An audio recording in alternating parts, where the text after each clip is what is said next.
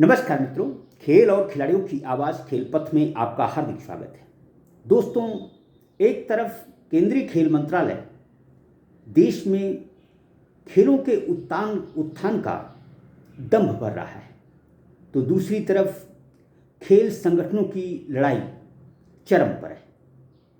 भारतीय ओलंपिक संघ लाचार है। खेल संगठनों की लड़ाई सिर्फ राष्ट्रीय स्तर पर ही नहीं बल्कि प्रदेश स्तर पर भी चरम पर है। हम कह सकते हैं कि खेल संगठनों में जिसकी लाठी उसकी भैंस वाली कहावत चरितार्थ हो रही है। देखा जाए तो उत्तर प्रदेश बॉक्सिंग में भी बॉक्सिंग फेडरेशन ऑफ इंडिया की हुकूमत चल रही है। उत्तर प्रदेश एमेच्योर बॉक्सिंग एसोसिएशन पिछले एक साल से, या यूं कहें लगभग 2 साल से, बॉक्सिंग फेडरेशन ऑफ इंडिया से नए चुनाव कराने की गुहार लगा रहा है। लेकिन boxing federation of India ad hoc कमेटियों के माध्यम से उत्तर प्रदेश की बॉक्सिंग को चलाने का नाटक कर रहा है। देखा जाए तो बॉक्सिंग फेडरेशन ऑफ इंडिया ने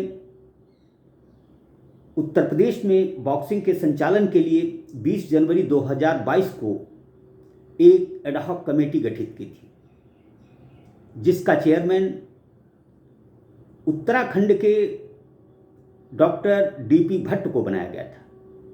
मध्य प्रदेश के दिग्विजय सिंह और नागालैंड के मीरन पाल उसके सदस्य बनाए गए थे।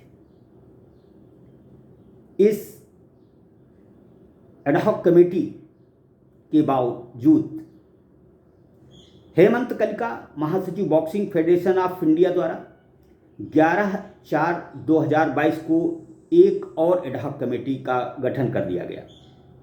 इसका चेयरमैन भी उत्तराखंड के डॉक्टर डीपी भट्ट को बनाया गया, जबकि राजेश नायर गोरखपुर, रोहित पांडे झांसी, संतोष छेत्री मुरादाबाद तथा प्रमोद कुमार गाजियाबाद को इस एडहॉक कमेटी का सदस्य बनाया गया। यह दोनों एडहॉक कमेटियां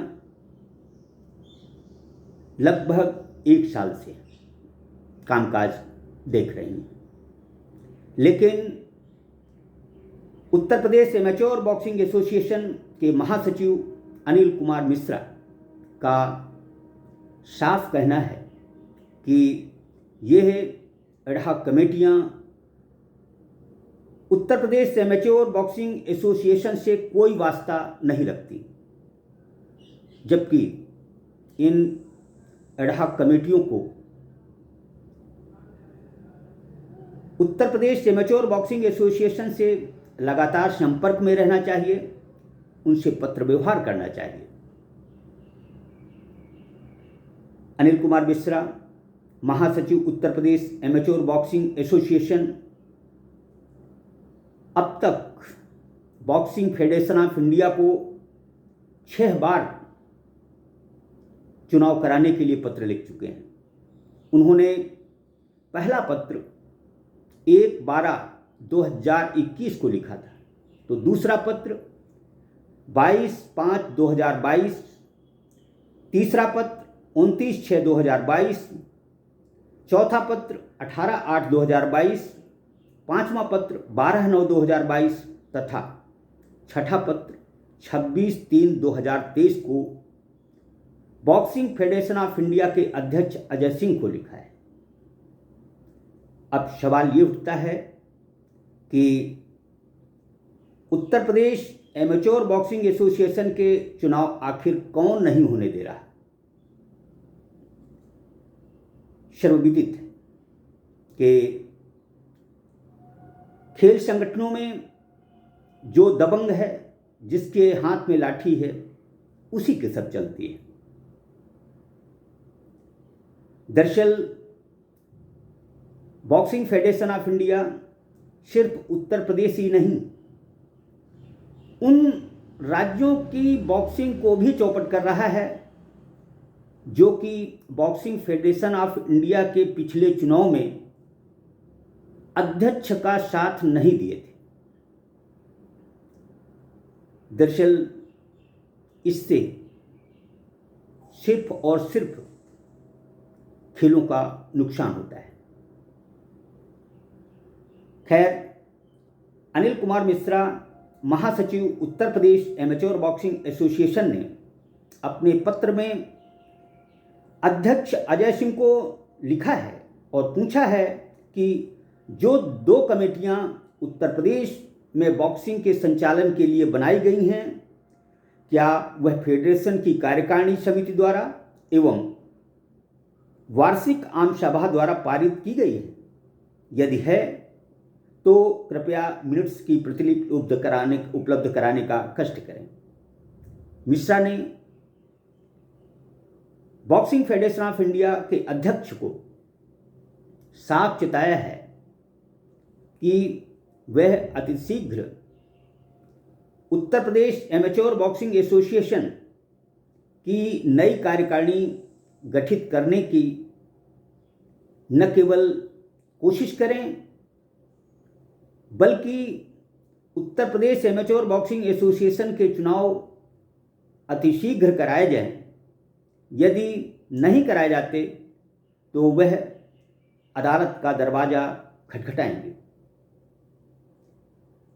दरअसल एडहॉक कमेटियां कुछ महीने के लिए तो काम कर सकती हैं, लेकिन लंबे समय तक एडहॉक कमेटियों के माध्यम से किसी खेल को नहीं चलाया जा सकता। दरअसल बॉक्सिंग फेडरेशन ऑफ इंडिया सिर्फ उत्तर प्रदेश ही नहीं, कई अन्य राज्यों में भी इसी तरह का काम कर रहा है। बेहतर होता बॉक्सिंग फेडरेशन ऑफ इंडिया बदले की भावना से काम न करते हुए देश के हर राज्य में बॉक्सिंग के उत्थान के प्रयास करता। संगठनों की इस नूरा कुश्ती में नुकसान सिर्फ और सिर्फ खिलाड़ियों का होता है। दुख और अफसोस की बात है कि भारतीय ओलंपिक संघ बिना दांत का हाथी साबित हो रहा है। उसमें कुछ करने की इच्छा शक्ति नहीं है। जो काम 10 दिसंबर 2022 को भारतीय ओलंपिक संघ के गठन के बाद तत्काल हो जाना चाहिए, वह 3.5 महीने में एक कदम भी आगे नहीं बढ़ा है। खेल संहिता की बातें हो रही हैं, लेकिन खेल संहिता का चीरहरण हो रहा है, लेकिन कोई इस पर उंगली उठाने को तैयार नहीं। दरअसल यदि खेल संगठन इसी तरह लड़ते रहेंगे, एक एक खेल के 4-4 संगठन काम करेंगे, तो आखिर इससे किसका भला होगा? क्या अपनी आसंदी बचाने के लिए खिलाड़ियों का अहित करना तर्कसंगत है? यदि नहीं है तो खेल हित में अच्छे निर्णय क्यों नहीं लिए जाते? आपसी बैठकों के माध्यम से समस्याओं का समाधान क्यों नहीं निकाला जाता?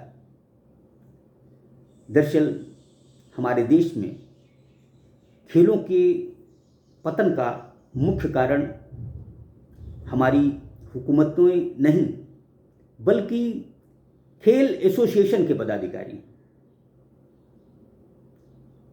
अभी पिछले महीने उत्तर प्रदेश ओलंपिक एसोसिएशन के चुनाव हुए। चुनाव तमाशा बना, जिसकी जो मर्जी में आया वो किया। खेल संहिता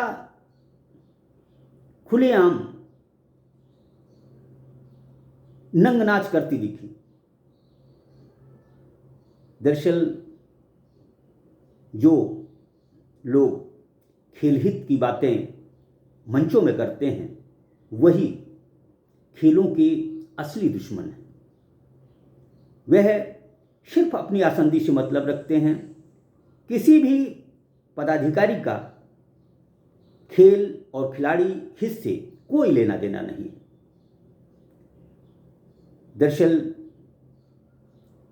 जिस तरह खेल संगठनों की रार सरेब चौराहे देखी जा रही है, उससे तो यही लगता है कि खेलों का संचालन सिर्फ और सिर्फ खेल निदेशालय द्वारा ही किया जाना चाहिए। लेकिन खेल निदेशालय जब भी उंगली टेढ़ी करता है, वैसे ही खेल संगठन पदाधिकारी अंतर्राष्ट्रीय ओलंपिक संघ का बहाना लेकर उसे डराने की कोशिश करते हैं। यही डर खेलों को आगे बढ़ने से रोकता है, कुछ कठिन निर्णय लेने से रोकता है। अब देखना यह है कि महासचिव Uttar Pradesh amateur boxing association Anil Kumar Mishra के छठे पत्र का बॉक्सिंग फेडरेशन ऑफ इंडिया के अध्यक्ष क्या जवाब देते हैं। क्या उत्तर प्रदेश एमेच्योर बॉक्सिंग एसोसिएशन की नई कार्यकारिणी गठित होती है, नहीं होती है, ये सब कुछ भविष्य बताएगा। लेकिन जो कुछ भी हो रहा है वह सरासर गलत है। जय हिंद, जय भारत।